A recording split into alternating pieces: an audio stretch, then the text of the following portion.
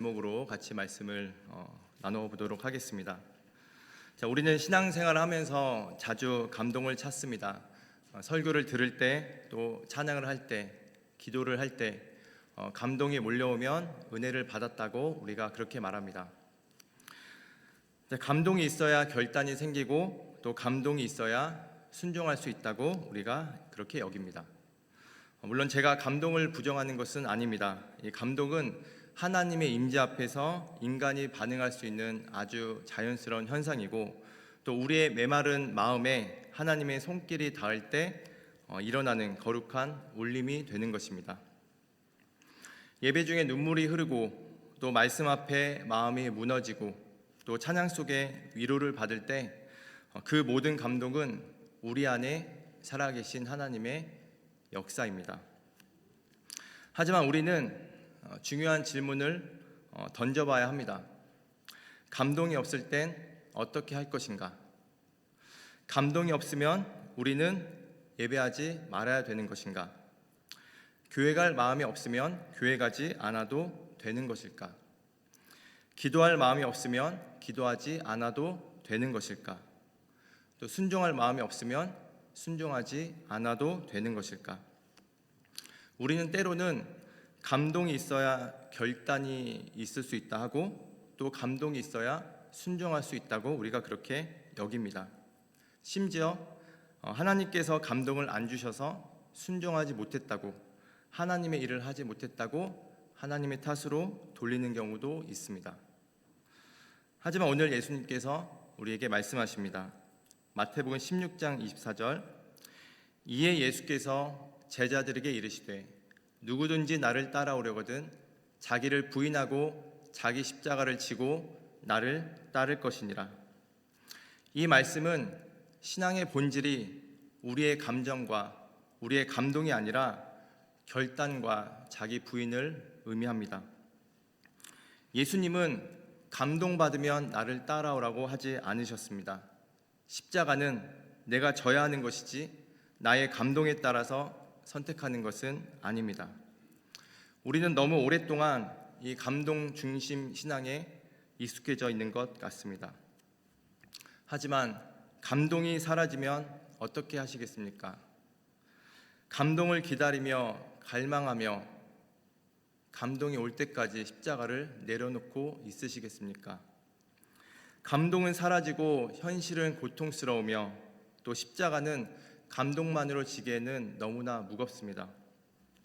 우리는 감동을 거친 십자가만 능력이 있다라고 우리가 생각을 합니다. 그래서 억지로 하는 것은 큰 의미가 없다라고 우리가 생각하기도 합니다. 그런데 과연 그럴까요? 성경에 감동 없이 억지로 십자가를 진 인물이 나옵니다. 바로 구레네 시몬입니다. 오늘 저와 함께 이 구레네 시몬에 대해서 조금 자세히 살펴보길 원합니다. 마태복음 27장 32절을 보시면, 나가다가 시몬이란 구레네 사람을 만나매 그에게 예수의 십자가를 억지로 지어가게 하였더라. 지금 어떤 상황입니까? 예수님께서 우리의 죄를 위해서 십자가를 직접 지고 가시는 장면입니다. 죄가 하나도 없으신 그 분이 비난과 욕을 들어가시면서 몸에는 채찍에 살점이 다 떨어져 나갈 정도로 거의 몸이 산산조각난 그런 상태였습니다.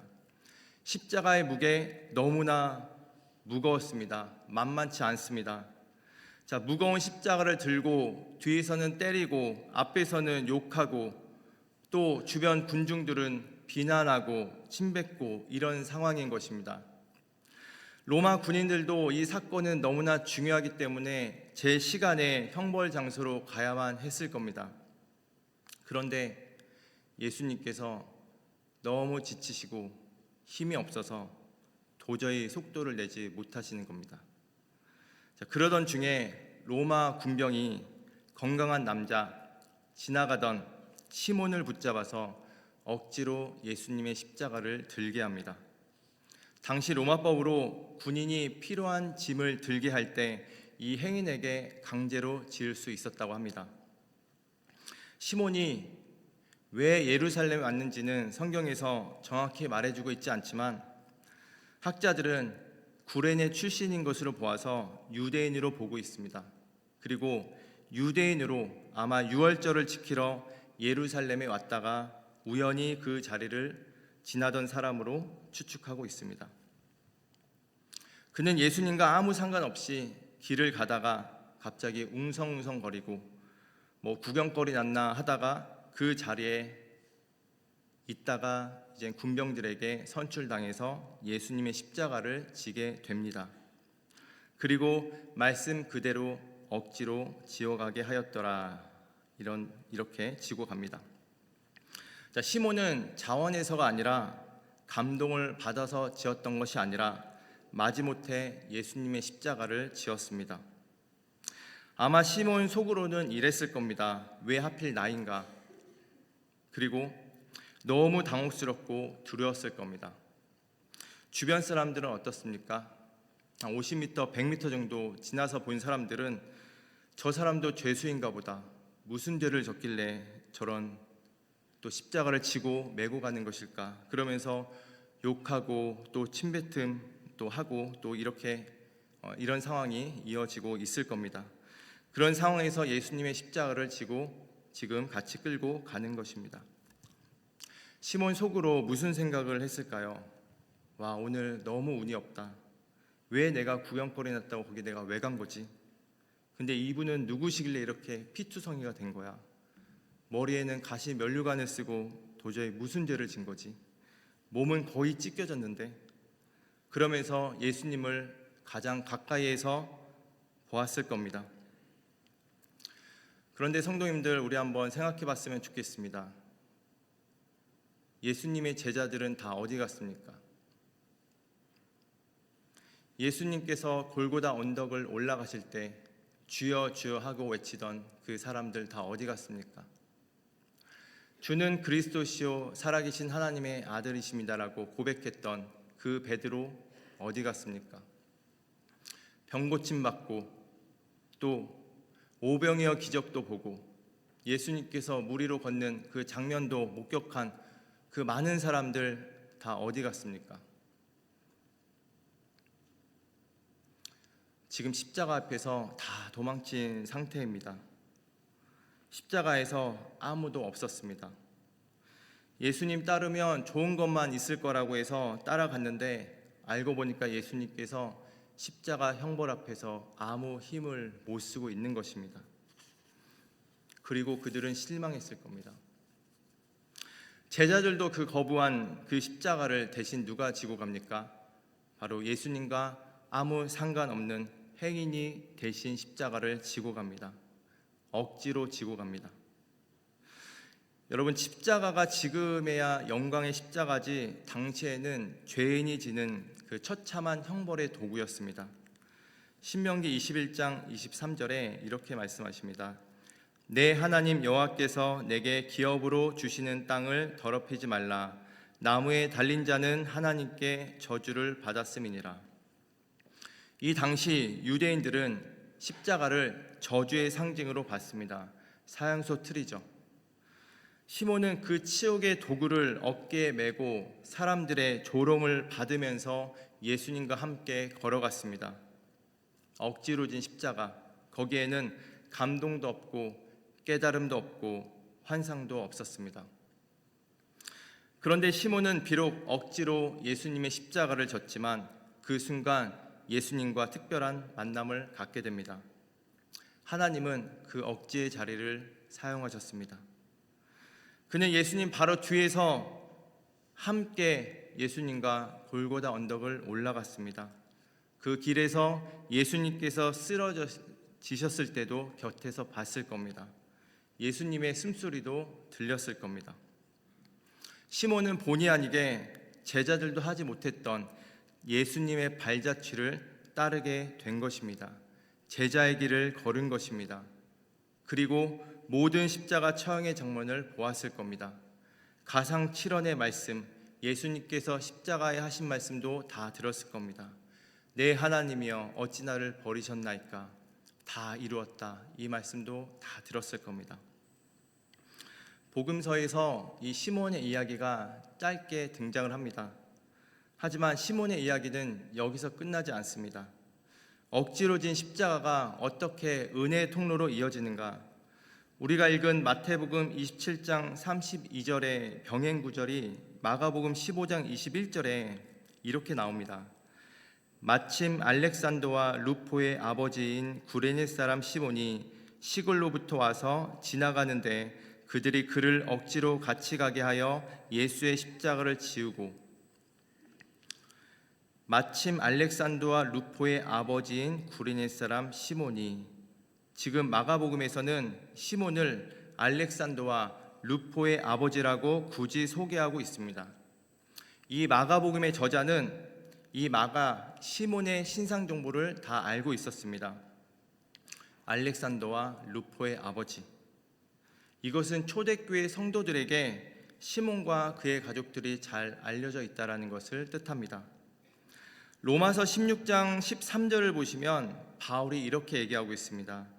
주 안에서 택하심을 받은 루포와 그의 어머니에게 문안하라, 이렇게 말씀하고 있습니다. 루포가 나옵니다. 아까 마가복음에 나오는 그 루포입니다. 학자들은 그렇게 추정하고 있습니다. 루포 누구입니까? 시몬의 아들입니다. 루포와 그의 어머니에게 문안하라. 그 어머니가 누굽니까? 시몬의 아내입니다. 이게 무슨 얘기입니까? 시몬이 억지로 십자가를 지고 간 계기로 지금 아내와 아들들까지 다 예수님을 믿게 된 것입니다. 억지로 예수님의 십자가를 졌던 그 사건이 시몬과 그의 가정에 엄청난 영적 변화를 주셔서 결국 그의 온 가족이 예수님을 믿는 하나님의 자녀가 되었던 것입니다. 주 예수를 믿으라, 그리하면 너와 내 집이 구원을 받으리라, 이 말씀이 이루어진 것입니다. 처음에는 마지못해 졌던 그 십자가가 시몬에게 일생일대의 아주 중요한 사건이 된 것입니다. 억지로 진 그 십자가가 결국 은혜의 통로가 되었던 것입니다. 여러분, 시몬이 예수님의 십자가를 지고 나서 예수님의 부활 소식을 듣지 않았을까요? 제자들의 그 부활 소식, 예수님 살아나셨대. 그걸 들은 시몬이 무슨 생각을 했겠습니까? 그때 내가 지었던 그 십자가가 사실은 나를 위한 십자가였구나. 그냥 그분이 죄수인 줄 알았는데 정말 살아계신 하나님의 아들이었구나. 내가 그분의 십자가를 들었구나. 그분이 고통 가운데 십자가를 들었는데 그 십자가의 무게, 그 십자가가 바로 나의 무게였구나. 그리고 집에 가서 아내와 아들들에게 복음을 전하지 않았을까요? 애들아, 지난번에 내가 말했던 그 죄수, 그분이 예수님이었어. 그분이 살아계신 하나님의 아들이다. 나는 그분의 십자가를 졌고 그분의 살아났음을 나는 들었다. 그분이 우리의 죄를 위해서 죽으신 그 예수 그리스도다. 그리고 그분은 부활하셔서 우리와 함께하고 있다라고 전하지 않았을까요? 여러분, 우리가 얼떨결에 뭣도 모르고 교회에 오는 경우도 있습니다. 그냥 누가 가자고 억지로 해서 그냥 앉았는데 예수님을 만난 거예요. 내가 교회에 그냥 떠밀려서 왔다고 생각했는데 사실 하나님이 그와 그의 가정을 구원하시려는 하나님의 계획일 수 있다는 것입니다. 하나님의 계획이셨고 하나님의 예정 안에 있을 수 있다는 것입니다. 시몬의 이야기를 우리의 삶에 비춰봤으면 좋겠습니다. 억지로 지는 십자가, 여러분, 십자가는 지면 무조건 은혜가 됩니다. 하나님의 능력이 됩니다. 감동을 받아서 지든 억지로 지든 그 자체가 영광이 됩니다. 왜냐하면 십자가는 죽음이 아닙니다. 십자가는 다시 살리는 것입니다. 십자가는 하나님께서 우리에게 살리시기 위해서 우리에게 십자가를 지라고 말씀하시는 것입니다. 그래서 성경 말씀에 이런 말씀이 있습니다. 십자가의 도가 멸망하는 자들에게는 미련한 것이요 구원을 받는 우리에게는 하나님의 능력이라고 말씀하셨습니다. 여러분, 오늘을 사는 우리도 각자 자신의 십자가를 지고 살아갑니다. 솔직히 말해서 여러분, 우리가 십자가를 달갑게 지는 분들이 얼마나 계실까요?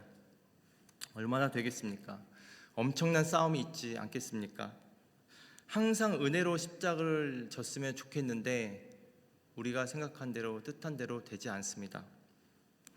제가 와닿는 간증 이야기가 하나 있어서 제가 좀 소개해드리고 싶은데 어느 목사님의 이야기입니다. 저도 신대원을 다니고 또 졸업하고 학교 다니면서 계속 사역을 하고 이러면서 많은 생각을 하지 않았겠습니까? 자, 제목은 사역 그만두고 싶었던 밤입니다. 어느 목사님이 개척교회 사역 중에 너무 힘든 시기를 겪었던 거예요. 성도는 줄고 재정은 끊기고 가족은 지쳐가고 설교 준비를 해도 아무것도 떠오르지 않았다고 합니다. 무릎 꿇고 기도해도 아무런 감동도 들지 않았다고 합니다. 그리고 너무 지쳐버리신 겁니다. 하나님, 저 이제 못하겠어요. 하나님, 영감도 떠오르지도 않고 감동도 없습니다. 하나님께서 그만하시라는 사인으로 알겠습니다 하고 책상을 이렇게 정리하려던 순간 성경에 딱 펼쳐진 말씀 하나가 크게 보였다고 합니다. 그 말씀이 바로 마태복음 16장 24절 말씀. 이에 예수께서 제자들에게 이르시되 누구든지 나를 따라오려거든 자기를 부인하고 자기 십자가를 지고 나를 따를 것이니라. 순간 이 목사님이 엄청난 깨달음이 왔다고 합니다. 내가 감동이 없어서 주님을 따르지 못한다고 생각을 했는데 예수님은 감동 따라오라고 하신 게 아니구나. 그리고 그 목사님께서 이렇게 말씀하셨습니다. 이후로 저는 감동이 와서 목회하는 게 아니라 자기 부인을 매일 싸우듯이 하면서 사역하게 되었습니다. 신기하게도 그때부터 진짜 위로가 찾아왔다고 이렇게 고백했습니다. 여러분, 십자가는 감동만으로 이루어지는 것이 아닙니다. 자기 부인으로 이루어질 때 예수님께서 그 십자가를 함께 드시는 겁니다. 그리고 우리에게 능력과 영광을 주시는 겁니다. 감동으로 우리가 취사 선택하는 것이 아니라 결단과 의지와 자기 부인이 있어야 된다라는 것입니다. 마태복음 16장 24절을 우리 한번 같이 읽어봤으면 좋겠습니다. 시작. 이에 예수께서 제자들에게 이르시되 누구든지 나를 따라오려거든 자기를 부인하고 자기 십자가를 지고 나를 따를 것이니라. 아멘. 자기 부인, 한자로 스스로 자, 몸기, 안일부, 인정할 인입니다. 자기 자신을 아니라고 여기다입니다. 자기 부인입니다. 자기 자신을 부정하는 것, 즉 자신의 욕심, 자아, 뜻, 계획, 감정 등을 내려놓고 하나님의 뜻에 순종하는 삶을 의미합니다. 십자가는 우리가 감정에 따라 드는 게 아닙니다. 하나님, 오늘은 제가 십자가를 들 만큼 기분이 너무 좋습니다. 은혜가 충만합니다. 그래서 십자가를 들 수 있습니다가 아닙니다. 하나님, 오늘은 제가 너무 마음이 불편하고 힘들어서 오늘은 십자가 못 들겠습니다.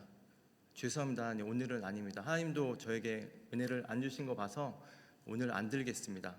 가 아니라 십자가는 감동으로 지는 것이 아니라 지기 싫어도 지는 것이 십자가입니다.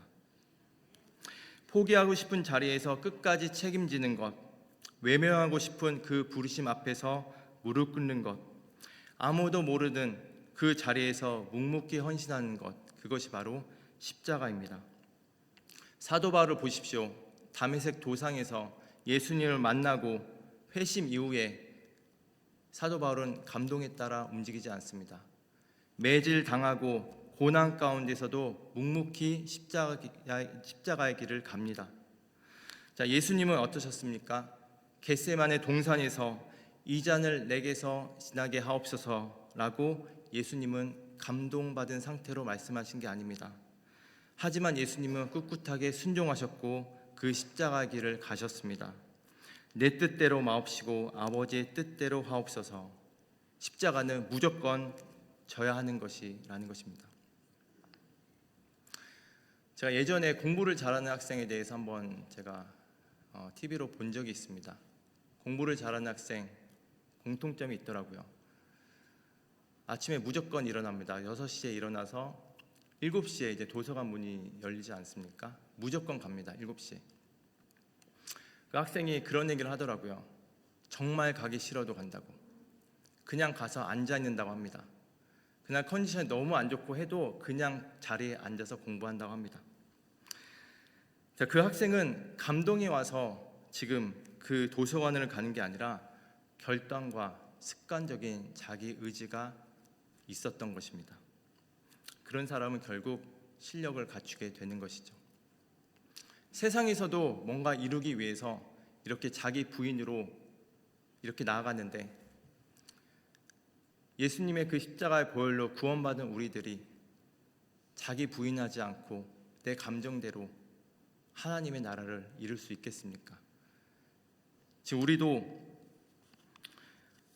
하나님의 말씀에 따라서 감동에 따라 움직이는 것이 아니라 그 진리에 따라 움직여야 될 줄 믿습니다. 그것이 진짜 십자가의 길입니다. 감동은 언젠가는 사라집니다. 하지만 결단으로 쌓인 순종은 흔들리지 않는 것입니다. 여러분, 우리 교회의 우리 교회의 표어가 무엇입니까? 25년도 하나됨에 힘써 지키라입니다. 그런데 이 하나됨이 그냥 되는 게 아닙니다. 사실 억지로라도 십자가를 져야 가능합니다.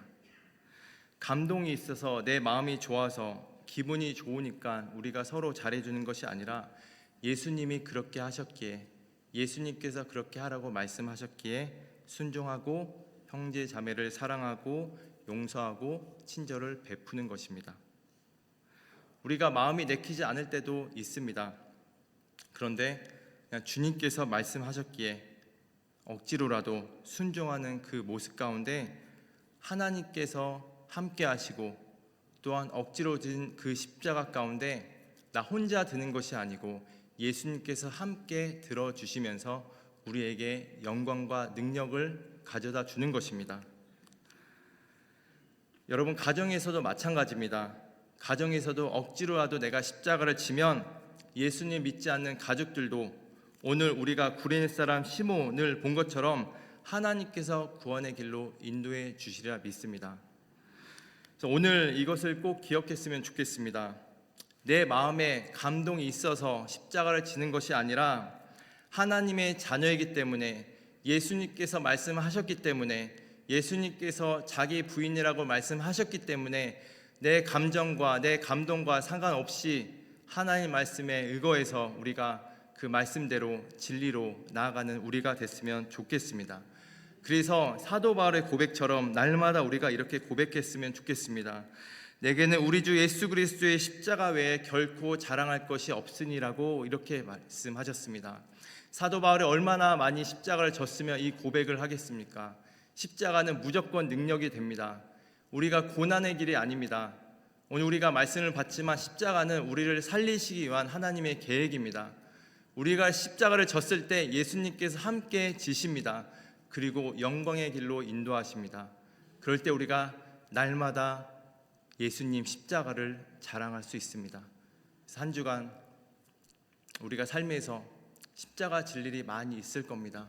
감정과 감동 상관없이 예수님 말씀을 의지하여 우리가 그 말씀대로 십자가로 지시는 저와 여러분 되시기를 소망합니다.